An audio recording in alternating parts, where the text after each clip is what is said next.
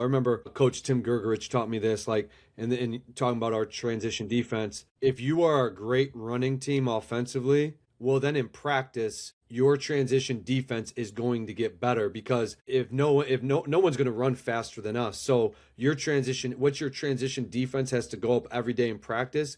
It will never be harder than what they see in practice compared to a game. And same thing with your philosophy on the offensive rebounding.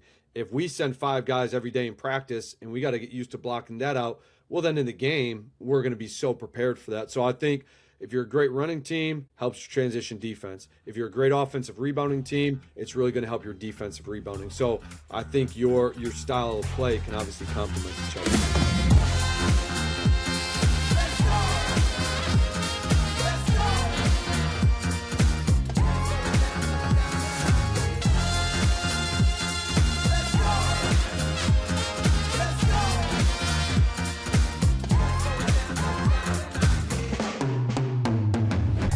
Welcome to another Coach You podcast with the Coach Brendan Suhr, presented by Noah Basketball. Noah Basketball, the best shooting, teaching device there is on the market. John Carter, CEO, was our guest. 7 of the 8 Elite 8 teams, all 4 Final Four teams, all NBA teams use this product.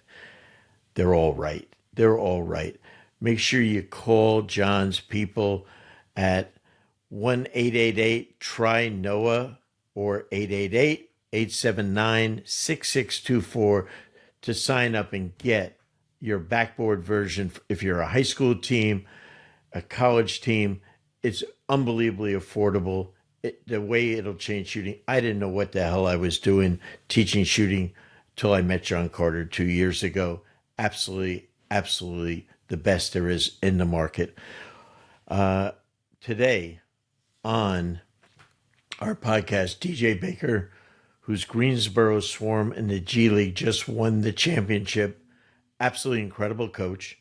Spoke at Coaching You Live in Vegas last summer. Absolutely just crushed it. He set a modern record for the G-League as number of points scored per game, 126 points a game, using 37 different lineups. I think you're going to hear when he explains to you what it's all about. Also, a top 5 defensive team. The guy is just one of the best young coaches I've met. He's going to go into full detail about the style of play he uses, how he teaches it. I think you're going to find it incredible. Also, the path of the G League to the professional basketball, what it takes and how to get into it. I think he's going to explain that you'll really like. So I really want you to enjoy what he's going to teach you. So after this quick time out, I think you're really going to enjoy what DJ has to teach. Remember, our Coaching You live event in Las Vegas, July 10, 11, 12. New format, 8 in the morning till 1 in the afternoon, 3 days, Friday, Saturday, Sunday, the 10th, 11th, and 12th. You can come and you can learn. There's incredible savings. Right now, I want to remind you our early bird savings for Coaching You Live until May 15th. May 15th.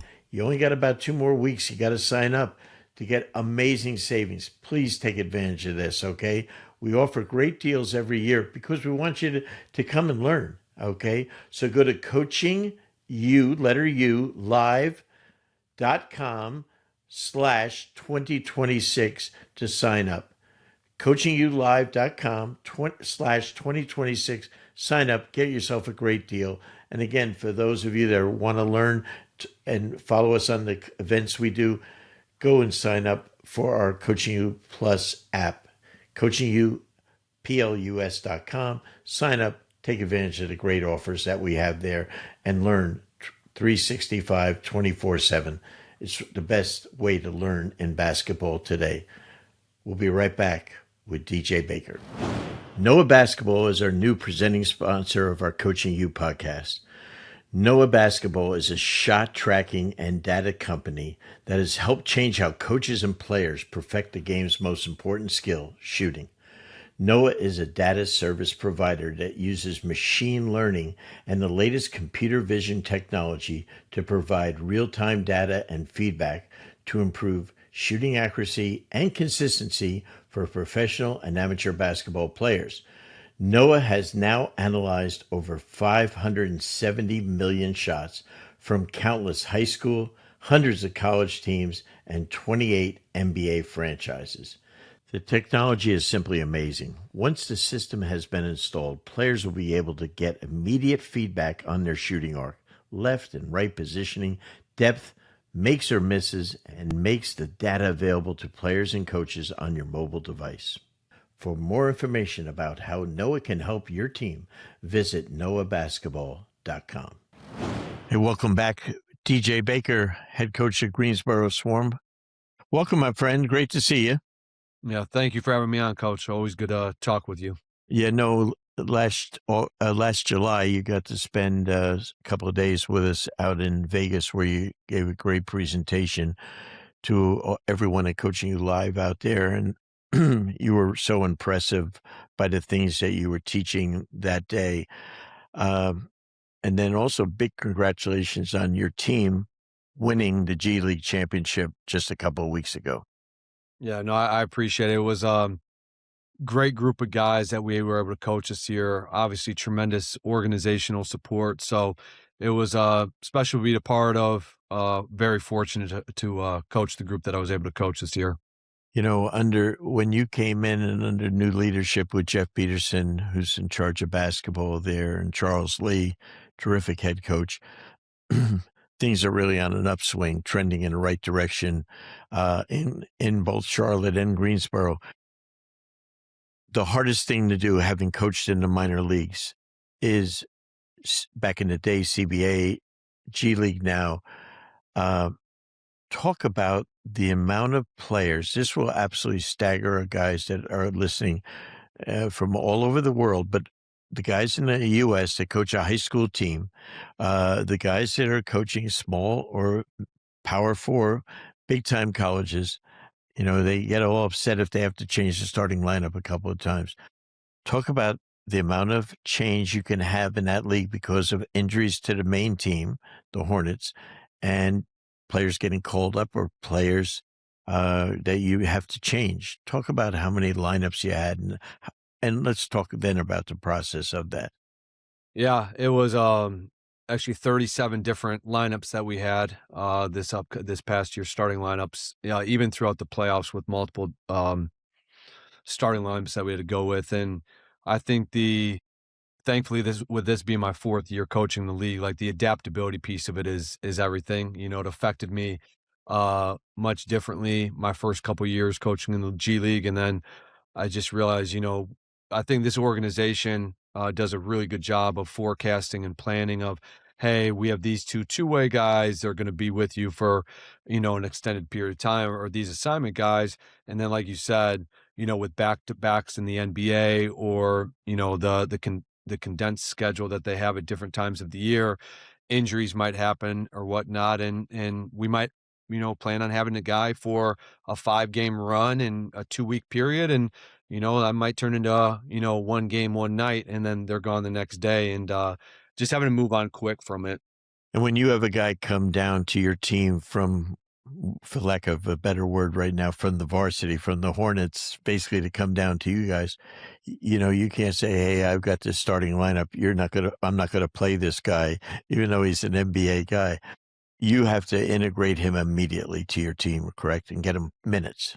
Yeah. Yeah. And Coach Lee has done an incredible job of emphasizing to this player how important this developmental opportunity is. And so they come in locked in, you know, it's not a demotion. It's not, oh, I have to be here. Like most of the guys not most of the guys, all the guys that I had this year had an enthusiasm and a competitive nature about themselves to join the Greensboro Swarm for an extended period of time. And yeah, like the most important thing is them getting those in-game reps that translate to at some point getting minutes with the Hornets.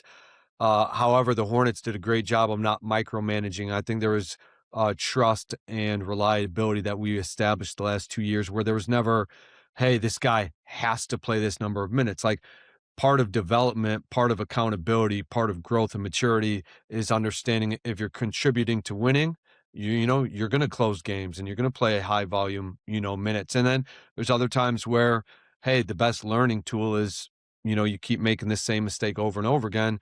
Time to come out of the game. So I think they did a great job with the trust standpoint, letting me hold guys accountable. The players were bought into it. They were competitive. They understood the value from a developmental standpoint.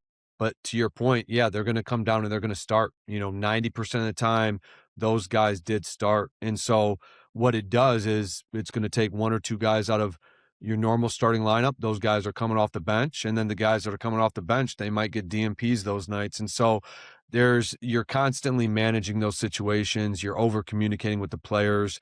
You're setting expectations on, dominate with whatever's right in front of you. That was kind of our tagline. Like, hey, if you get 50, do the most with what you're given, dominate with what's right in front of you. My job is to coach the group that I have tonight. And that might look different tomorrow night. It might look different from the night before.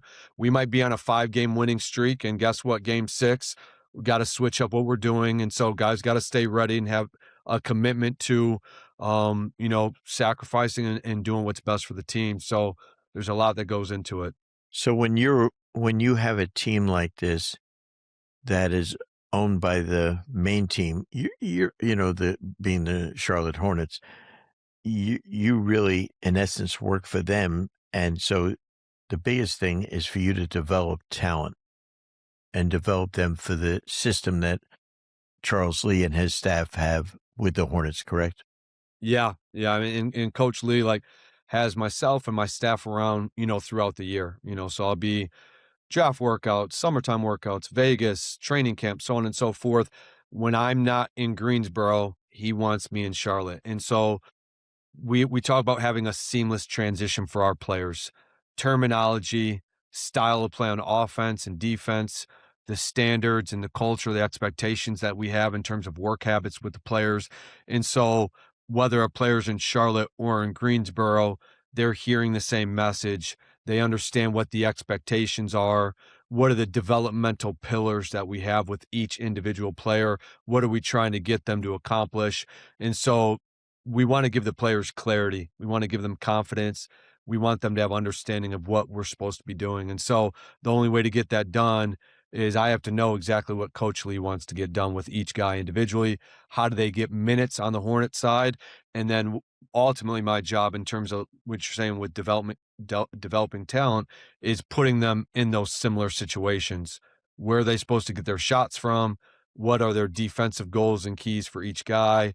What actions are they going to be running in Charlotte that translate to what they're supposed to be running in Greensboro? So we take hold of all these things and meet with the players and constantly and am in communication with Coach Lee and his staff and just make sure there's no guessing. We want to give, like I said, it's all about giving the players clarity of expectations and standards, and then just holding them accountable to it. DJ, I love the term over communicating. I think most people under communicate nowadays, right? With in business and in coaching. It is. Let's talk about your team offensively. You basically were the second highest scoring team in the history of the G League. Basically like 126 points a game, which is absolutely insane. Let's go into detail about how the hell you score 126 points a game. We have some teams, including the Hornets, that barely could get to 40 or 50 at halftime in a certain game. And, the playoffs are a whole different animal. Your team scored a ton, even in the playoffs. How do you do that? Really talented players is number one. I'm not gonna, act like, we had a lot of different versatility and diversity from a offensive standpoint of what we could build. I think establishing the strengths of our team was number one. Who do we have? Who are we going to play through? What positions on the floor are they most successful with?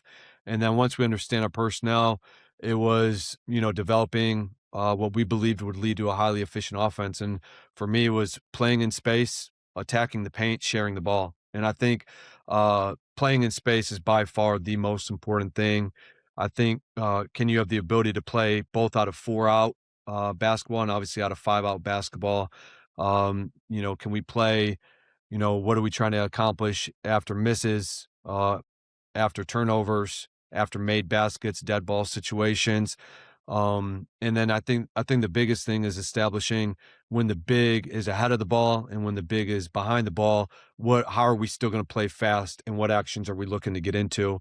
And I thought our guys early on, so I would say take a step back throughout training camp and even going into our first few games, we really played out of concepts and spacing, and we didn't have any play calls in. And I know my staff probably looked at me a little bit crazy when I told them, like, we're not putting in a play call, but I wanted to focus on spacing so much. And we had different tape on the floor, and we made sure guys run wide and deep, and but we stuck to it. We didn't move too quickly, and I think understanding, can we get great spacing every single possession? And then once our guys understanding where do we want to run to, I think it was starting space and then obviously maintaining space. And I think whether you drive and kick or whether I roll after I set a pick, after I set a screen, you have to constantly respace, read the ball.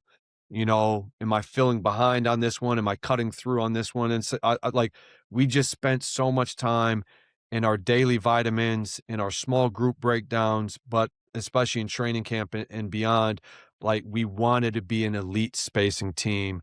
And I think once we established our spacing, then we could attack the paint. Then we opened up the driving gaps. Then we, created, the pace that we played with. But without the spacing, you can't spread out the defense. And once we spread out the defense, then we touched the paint. And then from there, it was rim decisions. It was paint decisions. It's playing off of 2 feet. It's reading the help. And then that's why I put the third pillar for us is sharing the ball. It's play in space, then attack the paint.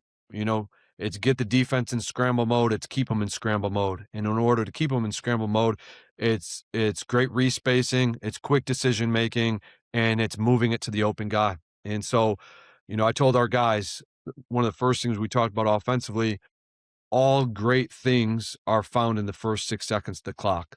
And so we wanted to live in the first 6 seconds of the clock as much as we could, whether it was with, rim runs, pass aheads, pass acrosses to the weak side, 45 attacks with the handler pushing. These were just things that we didn't move too fast. And I think that's kind of what I learned.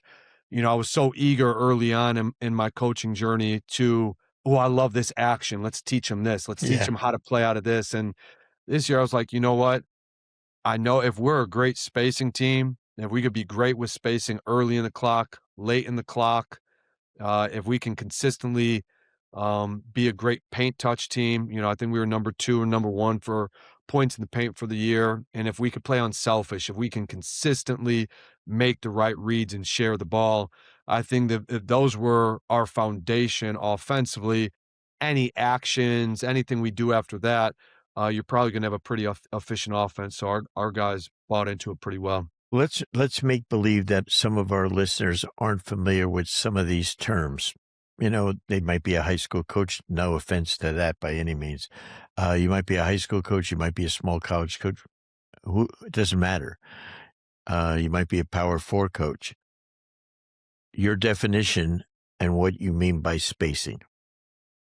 Yeah, it means giving the ball room to breathe to me. And so we want to run wide and long. So when we run, it's giving guys exact spots of where we're running to. So let's just go all 5 possessions real quick. So the big, we want them to run to the rim. We want early seals in the paint. We don't want early post-ups outside of the paint on the strong side block. Right at that charge arc.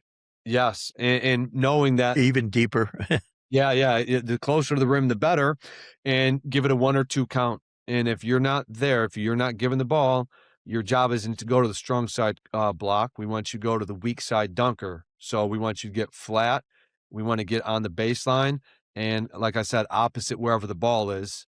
And that's the biggest thing for the bigs. And if the ball changes sides of the floor, then guess what? You got to go opposite the ball at all times. So that's what we're looking for our bigs. And then for our wings, we want to run wide and deep. And so the flatter on the baseline, the better. And so at all times, what we wanted to create was three guys on the baseline, right corner, dunker. Let's say the ball is being brought up the right side of the floor, right corner filled, left dunker filled, left deep corner filled. So we have three guys on the baseline at all times. And the corner guys are beyond the 3-point line. Yep. Outside Yep. of it, I mean. Yeah, outside of the three-point line, and, you don't want them to be behind the backboard, but early on in training camp, we'll overextend our spacing. I'll put coaches on the baseline, and you gotta touch their hands, and we'll over-exaggerate deep corner spacing. So this is a key thing. The player that's, let's say he's dribbling the ball down the court, I think it's really important to identify where do you want that player, if you an ideal thing, where is his lane? I think some players get too far on the sideline, some too much. In the old days, you used to drive right down the middle of the court. Okay, now in this modern day offense, where do you like that person to be? If he's down the right slot, where is that exactly? Yeah, I actually put tape on the floor to make sure that they're running wide enough. It's gonna be about halfway between the lane line and the sideline. So if you look where the lane line is, you look where the right lane line, the right sideline, right halfway in between that, I'm putting tape on the floor right there. Got it. Like you said, you don't want them hugged on the sideline, but for myself, I'd rather be two wide than two in the middle of the floor. So, Interesting. if guys were too far in the middle, I'd be like, no, we got to get wider. So I thought flatter and wider was our approach to it. And where is that fifth man coming down the court? Where is he? And who is he sometimes? Yeah. And so he would be in the same spot. We put the tape on the left side, mirror this tape on the right side. So same thing. If he took the ball, we would do nearest man took the ball out. We wanted did a lot of studying on that. A lot of, what has been done. With LMU back in the 70s and 80s, and just they had their designated guy. Yeah, Same guy always took it out. Yeah. Yeah, and I really appreciated that because they wanted to make everybody a specialist. I've been with teams where nearest big takes it out, anybody but the big, I really did a deep dive because it's super important. And I just determined nearest guy take it out. Even if it's the point guard, right? Yeah, nearest guy. No, just take it out, hit it, and get it back, right? Sometimes. Yeah, and if you got to if you're passing it to a versatile wing, then he could push. If you're passing it to a guy that, hey, we don't want him taking it out, then hand it right back to the one. Got it. Oh, so it could be a multiple group of guys that could be in that trail spot. All right, so I'm going to try to give clarity to this. So now, make believe you're teaching us now. So the ball has been scored. Nearest guy takes it out. Are we most of the time pushing every time? Yeah, the ball back on a made basket. Yep. Yeah, because everyone when they're stressing defensively first three steps and loading to the ball and sprinting back, they're talking about after turnovers and misses, and teams naturally don't have that defensive urgency after they score a basket. Guys high-fiving a teammate, dancing, doing, whatever he's doing after he makes a three. And so what we found was we can still create cross-match situations after made baskets as much as after a missed basket. Now, after a missed basket, maybe you get more, 3-on-2s, 4-on-3s. Maybe you get less of those after made baskets, but what you can get as just as much is cross matches where primary defenders are not on primary scorers. And so if we could have a great sense of urgency, and what the other thing I didn't want, once our players understood style of play, what we were looking for, our spacing, I didn't want players to look over at me after we got scored on. I wanted us to have a great resolve, not overlooking it and scored on, like we got to tighten that up. But like, I didn't want, because we got scored on, that doesn't mean play slow and stare at me. Like, no, like we got to get to our running game. We got to get to our spacing game and give the guys confidence to do that. I believe strongly that the most important thing in designing a winning team are my guards. Especially, I gotta have. To me, I've been a better coach when I had great guards.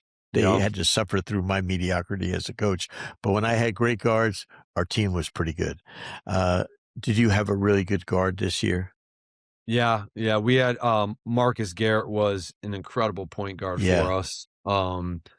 Where's he Yeah, from? Tell me about him. he played he was a 2 actually coming out of Kansas, for the Miami Heat, and, he's been with us now for a couple years. Veteran guy, got a 10-day at the end of last season with the Hornets and, played in summer league last year, and That's great. he's an NBA level defender, but, like, he was incredible in our 4-out spacing. That's good. So, and now we're pushing it up. Now let's say you're big.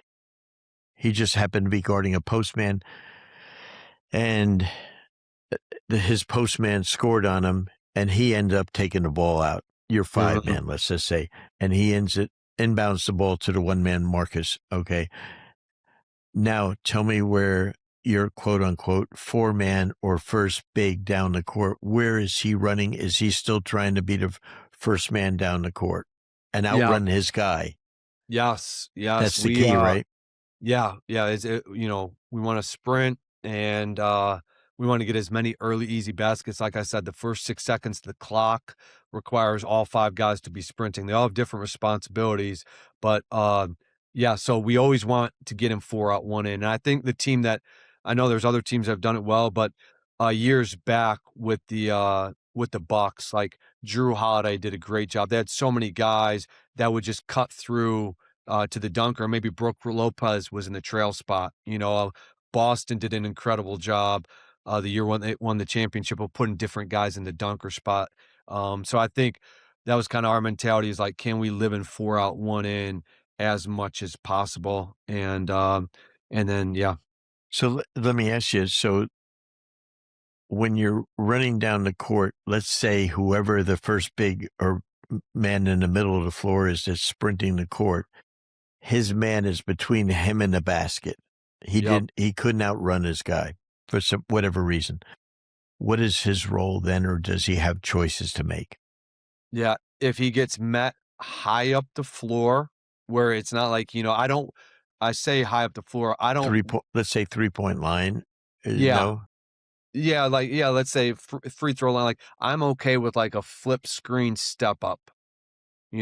What I didn't want him to do was to get too low on the floor where he's at the restricted, he's calling for the ball, and then now we got to wait for him to sprint out to set the ball screen. It's like it's too much time. We don't want that so just done. come and pick. Yes, yep. So if you're high, if you're above the free throw line, you can set an early step up screen. If you're deeper than the free throw line looking for that rim run, if you don't have it from there, then it's opposite dunker and you get flat. Can it be now? Let's talk about that for terminology's sake. Flip screen, drag screen, two different angles, correct? Flip is more like a step up angle, correct? And do you allow them to set a drag angle also if they, or do you always want the step up angle? No, either way, I didn't want to give like You, no patterns, no, you no, just want no, them to set a ball screen to free up Marcus to get in the lane if he was the dribbler, as correct? quick as you could get there. Got it. Got it.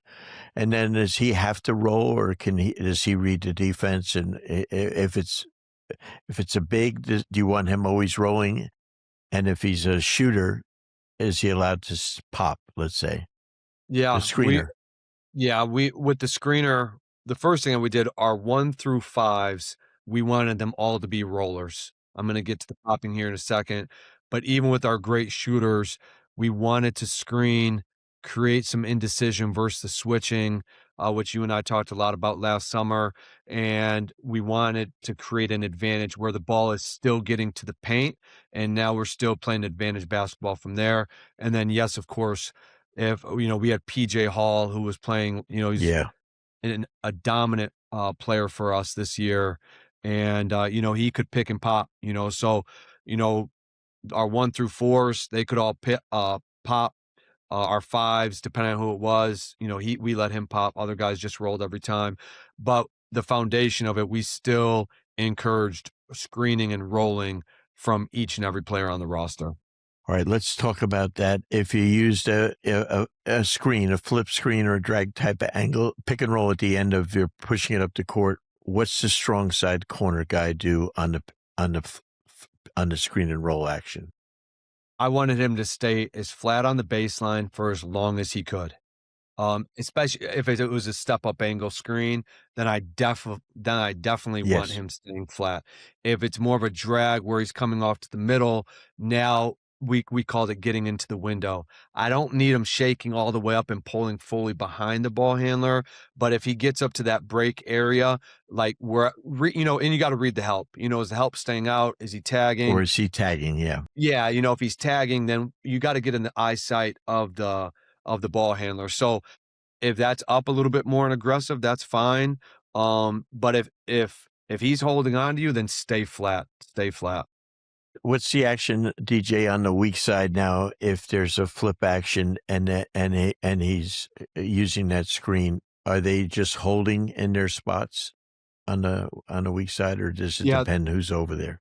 Yeah, if it's the weak side wing and it was a step up type angle, I loved the fill behind, because if you can imagine, if the low man is in and he's kind of pulled in, and then you got the weak side wing defender, he's splitting the difference. He's ready to take the first pass, X out, play two guys, whatever the terminology is.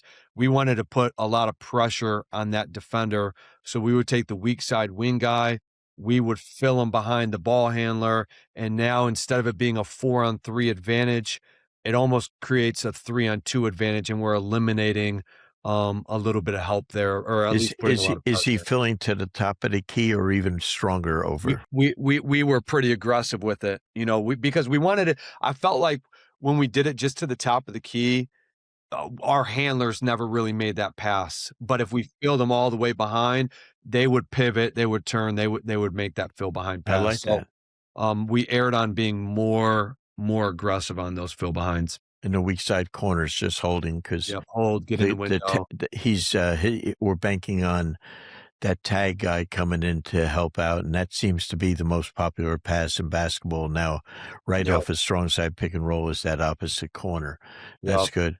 How about if we come down and we pass the ball ahead to, let's say, the wing?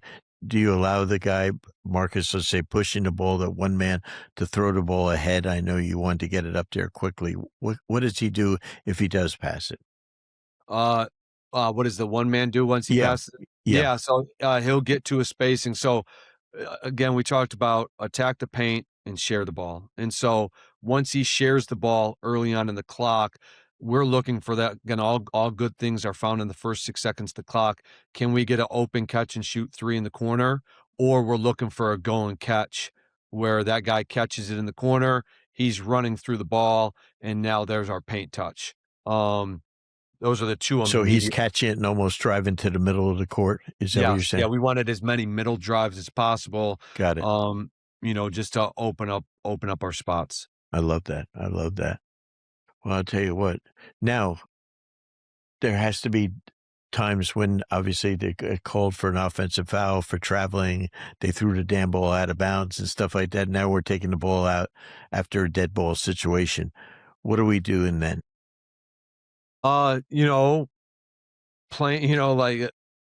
through who we want to play through at the time, and it depended who was in, to be honest with you. Sometimes we would set up something and 5 out, where I'd say, okay, let's get the big behind. But early on in the year, we stayed in 4 out, 1 in. I don't care. It could be a dead ball. And I said, okay, we're in 4 out, and we are literally, whether you want to DHO to the strong side corner, whether you want to DHO to the trail man, whoever that was, we could orchestrate who's in what spot, which was probably the biggest thing that we did in dead ball situations.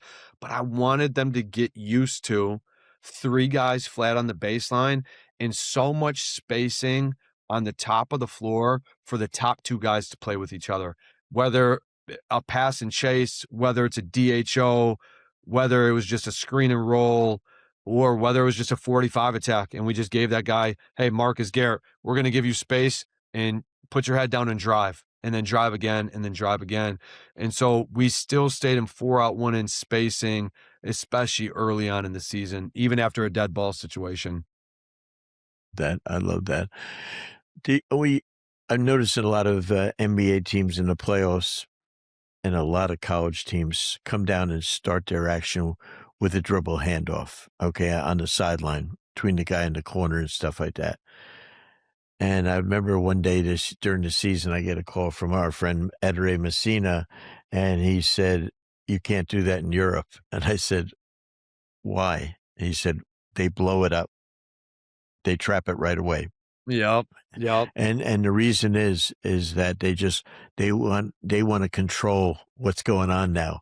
So they Yep. just and he says you can't. So he says no one runs it anymore, which is I found very interesting.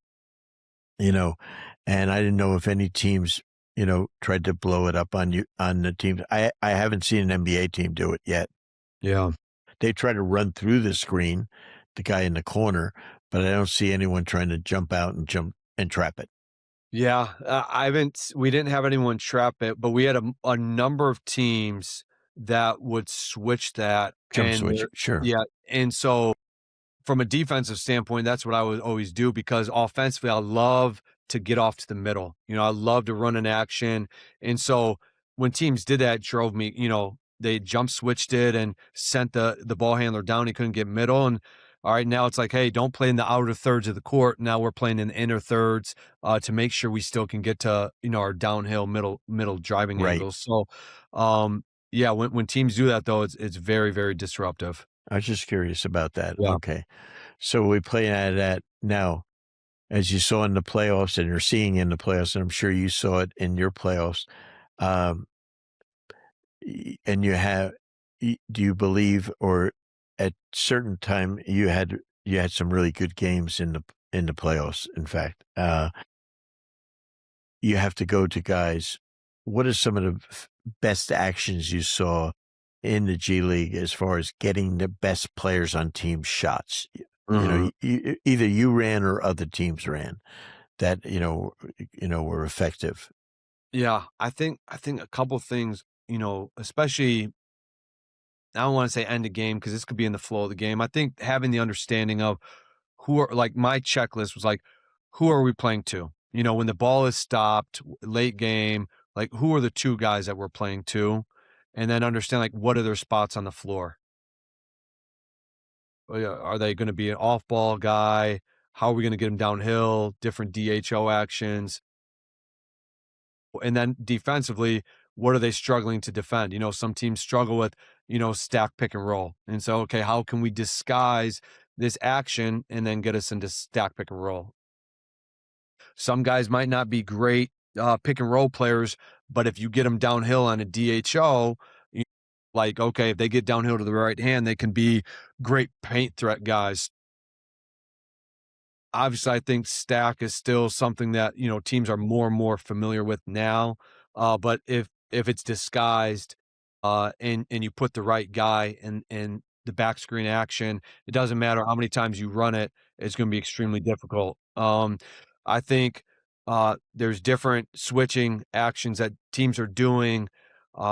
Cleveland was doing a great job of knowing that the opponent was switching, and so they were setting the screen to make sure the switch was happening. And then as soon as they switched, they slipped a guy to the basket. And so I think, like, different, and they did it out of 4 or 5 different ways. Maybe they hit the elbow and they did the back screen from the elbow, from the other elbow. Got it. Maybe they hit the 5 in the trail spot out of a 5-out, and they would run the back screen from the corner. So I think it's like identifying what actions the defense is struggling with, and then how many ways can I manipulate the spacing and present it in different fashions.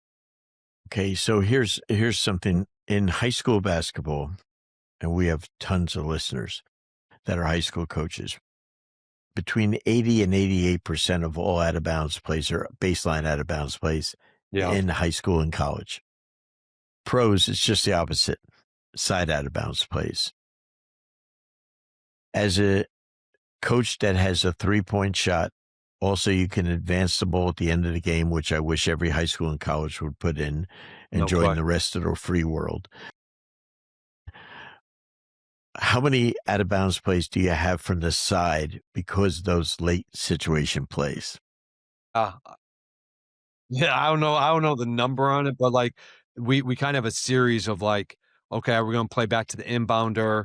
Are we gonna play, to a pick and roll player? Are we gonna play through our big? So we kinda have it by position but we could get to pick and roll out of bounds, we can get to stack, we can get to an off ball action, we could get to our DHO actions, and then we could get to our post up action. So, And and you also have to have your 3-point shot plays or yes. late game, last few second kind of plays. Yes. Yeah. So, I mean, are they switching? Are they maintaining, a time on the clock? Like, but it's something that we had a deep, reserve of, obviously, because we get in those situations so many different times. But it was kind of by player, by action, and then you kind of have 3 or 4 variations from there for each category. That's so important. How much pressing is done in the G League? Three-quarter full court pressure. More than, I knew before I coached in the league. It's not something we saw every night, but, there were some teams that played high pressure defense, and so would trap you in the backcourt or be aggressive. The Toronto G League team, they did it, Capital City did it. A number of different teams would throw it at us. It's not every night, but there's enough where you gotta prepare for it. Yeah, Billy Donovan was on early September, and after last year's finals with Oklahoma City and Indiana, he felt that three-quarter full court man pressure and stuff was really going to come back in because both teams were so effective with it. Mm, And basically, I think all of basketball is a copycat business, a college pro, whatever. And he thought that was going to be a case, but we had too many teams with guys hurt this year in the pros to see it. But I think it is really effective. And I see it in the playoffs, we've seen some teams be very effective with it late in the game, especially. yes, Let's talk yeah. about your defensive philosophy. You're so good defensively, DJ. What are you trying to get your guys to do? Well, just one understanding like the anchors of our defense. We always start with that. Anchors of our defense. That's how you start possessions. That's how you finish possessions. That's the baseline and foundation. Like knowing offensively, all good things happen in the first 6 seconds of the clock. We were adamant. We studied so much last summer. Like, how are we not going to let the opponent get any layups or threes in the first 6 seconds? And so, studying different drills, teaching points in terms of like what is and it starts with what's your offensive rebounding philosophy, knowing you got to have a balanced approach for who's going to get back in transition, what guys are most likely to be there. But I think the anchors, how do you start, how do you finish? You got to win the possessions game. So like limiting teams to one shot is obviously of the utmost importance. And as you could see, uh the offensive rebounding percentage for teams is so much higher now than what it was, 5 years ago, 10 years ago. It's kind of like the 3-point trend of like, the volume and the efficiency are both like through the roof. I've been studying that also. Why do you think that the offensive rebounding is up? Your opinion. You're Yeah, living it. You're living it yeah, I every. think I remember being with Coach Casey. I was with him for 7 years between, Toronto and Detroit, and I'll never forget, we sat down, with our analytics guy in Toronto one summer, and he's like, "Hey, your transition defense numbers do not drop based on if we would send 2 guys to the offensive glass or 3 guys to the offensive glass." And I think that was, like, so hard, and credit to Coach Casey, he adapted his coaching style as good as anybody I've seen in terms of, we went to free flowing offense as opposed to set plays. We became more aggressive on the offensive glass.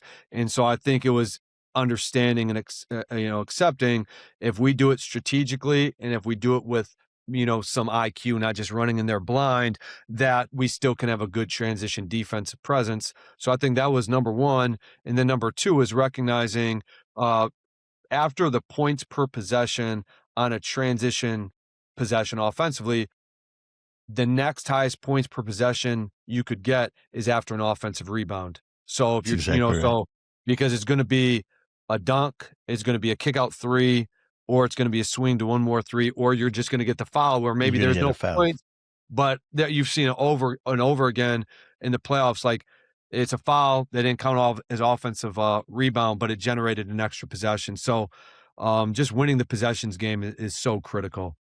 I think another area that wasn't a factor when I was doing most of my coaching, we used to play with two postmen all the time, is now with 5-out offense or 4-out, there's more space.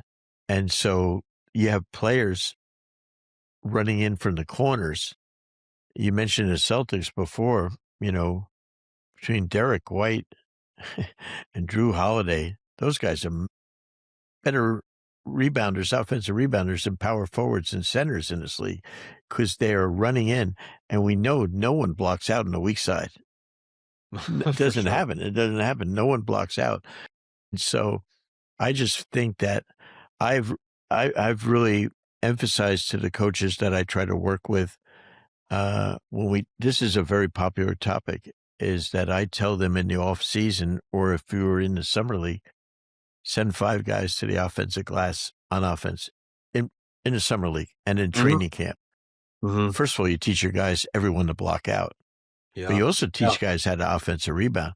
And we found out that some of our very best rebounders with the bad boys, Rodman was, there was a one and only, but the other ones were Finney Johnson, Isaiah Thomas were like incredible offensive rebounders because they were so quick. And they were Finney Johnson was used to playing in Brooklyn, and there was no positions. You missed a shot, you had to go get your own rebound. I thought it was absolutely fascinating, and I think nowadays. So I recommend that's how you practice in the off season, because then you'll find out how to block out, but also you'll find out that you'll discover, a Peyton Pritchard. Guy shouldn't get a rebound in an NBA game, and he might get 4 or 5 rebounds in a game. Guard rebounding is so important, I think. Yeah, and to your point, I think it's so critical. I remember Coach Tim Gergerich taught me this, like, and talking about our transition defense. If you are a great running team offensively, well, then in practice, your transition defense is going to get better, because no one's going to run faster than us. So your transition defense has to go up every day in practice. It will never be harder than what they see in practice compared to a game. And same thing with your philosophy on the offensive rebounding. If we send 5 guys every day in practice and we got to get used to blocking that out, well, then in the game, we're going to be so prepared for that. So I think if you're a great running team, helps your transition defense. If you're a great offensive rebounding team, it's really going to help your defensive rebounding. So I think your style of play can obviously complement each other. Yeah, I agree with that 100%. Tim Gergerich is for our listeners, is one of the greatest teachers ever in the game, and has been such a mentor to so many great coaches that we have, especially some of our young coaches in the game, like yourself, Sean Sweeney, and others, and so shout out to our friend, true legend in Gerg. Tell me your defensive principles on how to guard screen and rolls now. What have you found? Everyone's doing everything in the league now. Yeah, I think the foundation of it has to be like the mindset mentality, like that, like the coaching it, we're going to coach it, we're going to teach it, and we're going to demand that we improve at it throughout as the season goes on. And I think, like you said, there's a lot of different coverages, and I think with how good the offenses are, you can't give them one steady diet, but you still got to have your base defense. And I think there's a great balancing act there.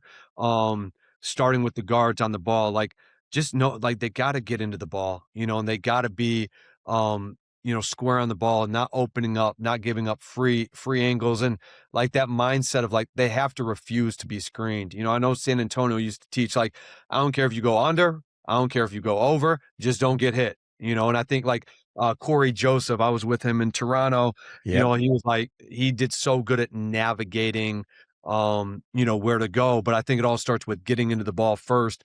And then if you get in the ball first, that can set up the competitive under that we're looking for. And then, with the bigs, like, Do you have a big that can switch? Can they be up to the level and impact the ball? Or, is it kind of a slow-footed big, but he's great with rim protection and we want to sit him a little bit further back. But regardless of what we're asking the big to do outside of switching, like the guards got to do a great job of getting into the ball, impacting it, having appropriate pickup points. You saw this last night. I've seen this multiple times. Pickup points, when you get extended, it's already so hard to guard in the pick and roll and the skill of the ball handlers and the speed.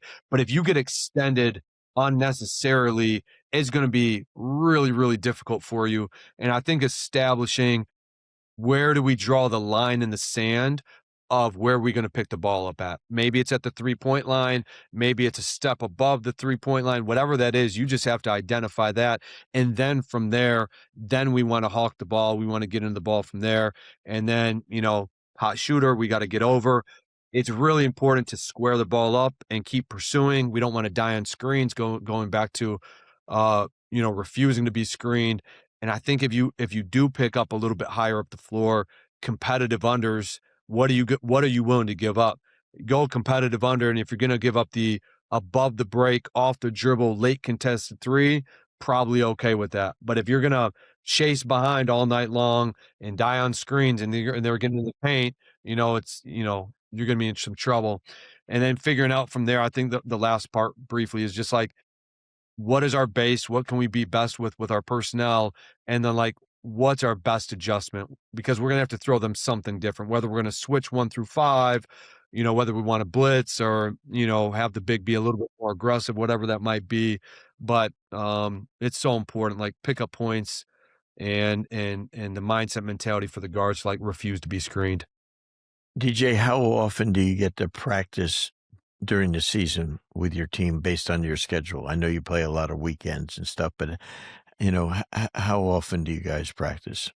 More than the NBA, not as much as in college, Yes. and so, maybe we're doing one hard practice a week, and sometimes, uh, I would prefer to go short and intense as opposed to long and drills. So like, hey, we're gonna go 15 minutes of live today, and then some light other stuff, and then we're out of there because I want them to learn. Like, at some point in the year, they know the technique and they've seen it on film, and we've corrected it. I wanted to make corrections in live time, and so we would do a Yes. lot of controlled scrimmages of, down, back, down, or we would do, you know, we did a game that I really enjoyed.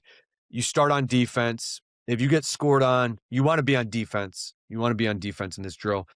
If you get scored on, we're done. You're on offense. The offense, you get to go to defense. If you get a stop, we're going to start in the half court. We're going to go down, and then we're going to kill it when we get to that end. The only time you can score that we're going to count points in the game is after a stop. So you want to start on defense so you can get a stop so you have a chance to go run on offense. And then whether you make it there or you miss it there, we're only scoring baskets after that possession. And I really love that because it was like, hey, A, you want to start on defense, and B, you got to get a stop so you can go out and run and score. And then we kill it there. So we did a lot of like controlled scrimmages or controlled live play like that. And then it gave us a chance to coach in between reps. I like that a lot. Yeah, I think that's, it makes every possession valuable. And I think Yes. that's the most important thing. If you put 10, 15 minutes on the clock, turnovers, missed shots, none of that crap matters. But if every possession matters, offensively, defensively, turning the ball over, getting rebounds, it's so damn important. I think if you get that mindset into your players, it's good. Hey, let me tell you something. We're so happy for you. What you did. I think it's just fantastic. And talk about briefly the G League and what an opportunity it presents for people to learn. And there's all different positions in the league. On the basketball standpoint, video people, assistant coaches, trainers, strength and conditioning. Some places have PR positions, general manager positions, head coach and stuff. Talk about how valuable that is in the basketball of development people for professional basketball.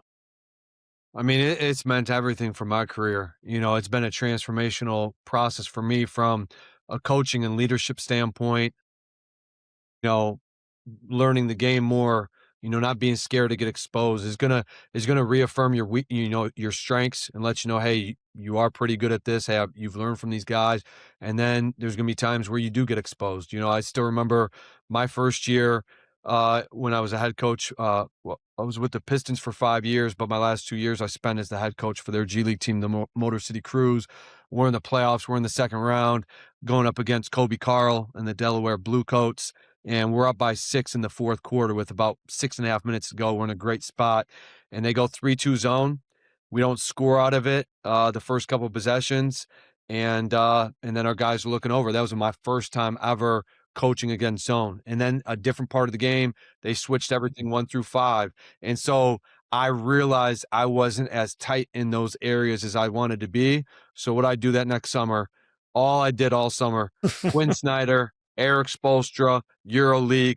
What are we doing against zone? What are we doing against switching? And so it didn't feel good in the moment, but it kind of exposed to me, okay, hey, you better get better at these things to give your players the keys to success. And from that standpoint, you can't replicate the reps that you get, the decision making. I've been in 205 games now.